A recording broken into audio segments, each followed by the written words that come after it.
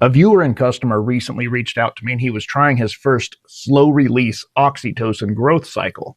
And he had a couple of questions. He says, I feel mental boost like dopamine increases and kind of cortisol decreases from the oxytocin shot for a couple of hours after I take it, but not after that. Does that mean that the physical, the muscle growing effects are no longer happening, or are they happening and I just don't feel the mental effects?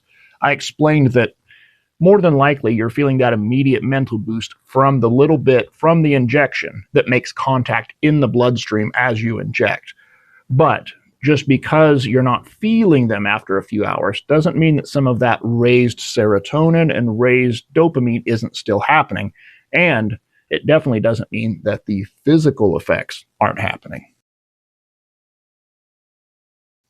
I've made kind of a little silly teeter-totter representation of where some of these products will land as far as how they feel, how they hit you, as far as noticing brain effects or body effects. We'll get into that in just a minute, and I'll show where these land. But to explain what I'm talking about here, let's take a look at IGF-1. Now, I don't know too many people that think of IGF-1 as a nootropic. I've never heard somebody say, I took IGF-1 and boy, it just hit me like Dihexa or some other powerful nootropic, right? They're going to say that, hey, look, my muscles were full and round because they're getting that insulin-like effect. Or if they're on Increlex, they're going to say, wow, I really, boosted my muscle size, etc. Insulin-like growth factor 1 is a critical signaling hormone for brain growth, development, and repair. It is associated with a wide array of cognitive benefits in preclinical research. But due to its risks, they've not gone further on that. But it does promote neurogenesis and neuroplasticity, synaptic function, improved memory and learning. So a lot of the things that we would think about with a more nootropic effect drug like Dihexa. Now, obviously, as we look here, IGF-1 plays a critical role for myogenesis. We want to increase IGF-1 when we're trying to grow, to have that proliferation, differentiation, etc., of new muscle stem cells. Yes, oxytocin can promote myogenesis, the formation of muscle tissue, particularly in the context of muscle regeneration and repair by stimulating proliferation and differentiation of muscle stem cells. Studies have shown that oxytocin promotes myoblast fusion, leading to formation of myotubes and improves muscle regeneration in aged mice.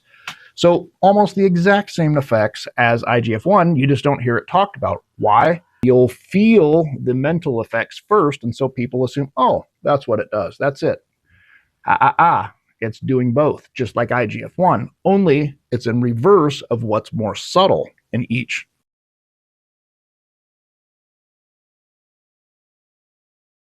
Okay, I've got Increlex here, and I'm going to put it all the way over here on body effects. Why? Is it because it's not doing any brain effects? No, it's because it's going to primarily do body effects. We're going to almost not even notice any mental effects. There's so much more of the noticed physical effects that we're going to put it all the way over here. It's doing both. It's just way more subtle at the brain effects and way more obvious at the body effects. And oxytocin, we're going to put right here. Because whenever you take a similar form of oxytocin as Increlex, actually a slower release form, but microgram for microgram, you get almost the same body effects, but you also get an equal portion right in the middle here of brain effects. You can feel them, you can see the body effects, you can feel the brain effects. So, in other words, if I was going strictly for bodybuilding purposes, and I had access to thousands and thousands of dollars to spend on Increlex and a source, then I would go with Increlex over oxytocin for pure bodybuilding effects. But if I was going for nootropic, mental effects, and I had any amount of money, I would clearly go with oxytocin for the mental effects because it's going to present itself a lot more obviously than the IGF-1 will do. So to me, that gives oxytocin the best of both worlds personally, because number one, I'm broke. I don't have thousands of dollars to spend on Increlex. But number two, it still does the body effects, and I don't mind the mental effects. So I keep a balance. Likewise, a lot of people don't think of Epicatechin as a nootropic drug or supplement, but it does have nootropic potential, as we can see here. And again, the studies are linked right next to this. So, well, besides the sales pitch here from Nootropics Depot. But Epicatechin shows nootropic potential by enhancing blood flow to the brain, supporting memory and executive function, and acting as an antioxidant, which can protect against neurodegenerative processes. Now, all of that said, does that sound super promising? Like this is going to get in there and kick ass and do all the brain stuff we want to see done as a pure nootropic? Not really to me. Just between NAD plus and Epicatechin, I feel a lot more of that wake up and focus from the NAD plus. Doesn't mean that Epicatechin's pointless for nootropic effects, but it's not its primary function. So if we go over here to, does it promote muscle growth and myogenesis? Yes, promotes muscle growth and differentiation, inhibits myostatin, increases follistatin, enhances myogenic markers. So it's clearly having myogenic effects in testing. That sounds a lot more definitive. That sounds a lot more of like what people experience when they take enough, when they take it for long enough, etc. We're seeing some boost in our muscle growth, again, when we have good quality stuff.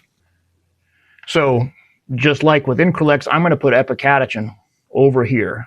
You can sense some nootropic effects, some clarity and focus and stuff from it, but it's not super strong. But like I was talking about, NAD+, if you take a good dose of that or get enough of it in your system, boy, does it really improve focus and clarity and things like that. So we're going to put it over here. Now I'm putting this in the middle, between the middle and the 75%, let's say. And why am I doing that? If you get enough NAD plus in your system, you're going to be much more metabolically efficient, and your mitochondria are going to be healthier, and you're just going to find yourself moving more and burning fuel more efficiently. Once when I did a fast or fasting mimicking for like 12 days, I was taking injections of NAD plus, and I didn't feel like I was fasting. I had energy to burn, and I lost a lot of fat, but I also lost some muscle on that one because I was just on that verge of hyperactive, let's be honest. So that was something I didn't want to experience again. So yeah, I backed it down. But you take enough of it, it can definitely have mental effects, but also fat burning and even muscle burning effects if you just get too carried away. So I'm putting that over there next to brain effects, but with caution, right? Now we have Dihexa. Now, just right off the bat, I'm going to show you. I'm going to put this all the way over here, hanging off the edge on brain effects, okay? And I'll tell you why. Just like we've seen some kind of I'm hedging my bets from the AI overview about some of these, like, it shows promise, but then you get to the other side, it's like, oh yeah, it definitely does this. So with Dihexa, we've got Dihexa is an experimental blah, blah, blah with potent neurogenic properties designed to stimulate the formation of new neural connection and improve cognitive function. And there's a theoretical risk of cancer with it, but yet there's no animal studies showing cancer cropped up, and rats get cancer at the drop of a dime. So for now, I haven't heard of a single human developing cancer from it. I haven't heard of any study showing an animal or a human was ever diagnosed with cancer that it popped up and was shown. So I think that people are a little too worried about that, but that's just my opinion. Use your own best judgment. I'm not a doctor and I'm not your mom. So, but this I found interesting because just to kind of drive home the point of they kind of use hedging words when they're saying, I'm not quite sure if it does this yet, or the literature points to it, but here they're being very clear. They say, Dihexa was found to be orders of magnitude more potent at stimulating synaptogenesis than brain-derived neurotropic factor. Okay, actual brain-derived neurotropic factor. It's like way more powerful than actual brain-derived neurotropic factor. So does that mean that it has mental effects? Woo, dog, yes. So we're going to put this way over here, okay? And why is that? Why am I not giving it some credit for the body effects, which is the reason a lot of bodybuilders are investing their time in it, is they believe that it will stimulate the myogenic process. Will it? I think so, to a small extent. Even just looking at this brief AI overview, the peptide Dihexa may have myogenic effects by activating the hepatocyte growth factor and its receptor, the same way that controls or the same pathway that controls muscle satellite cell activity. It may cause cancer, it may do this, but it definitely is magnitudes more potent than brain-derived neurotropic factor. So may definitely does, right? Now, I've tested Dihexa prior to, during a growth period, a little here, a little there, under various circumstances. What I can say is this, for sure. When I take oxytocin, slow release oxytocin, lately I haven't been on like a hard growth phase, but when I take it for, the neurogenic effects.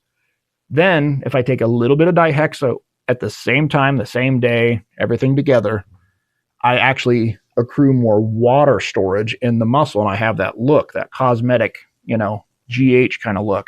Does that mean that more muscle growth is taking place, or does that just mean that there's more mineral retention than there would be just with the oxytocin? I don't know. But that's a correlation, not causation. So these things happen. They happen when you take growth hormone. They happen when they, so there's a lot of reasons that can happen.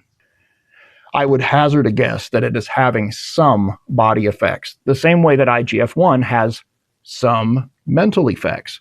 It's just that I think whatever's happening mentally with Dihexa is so much stronger than the effects that it gives body and bodybuilding wise that it's just way off the scale one direction, just like IGF-1.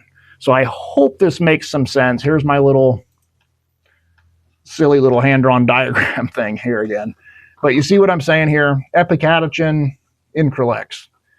Yeah, those two could be a potent combination. Again, if you're getting strong enough epicatechin in a form that actually gets to your bloodstream and makes contact. I'm going to be working on a slow release hydrogel version of that just to keep constant contact for my next growth period. So we'll see how that goes.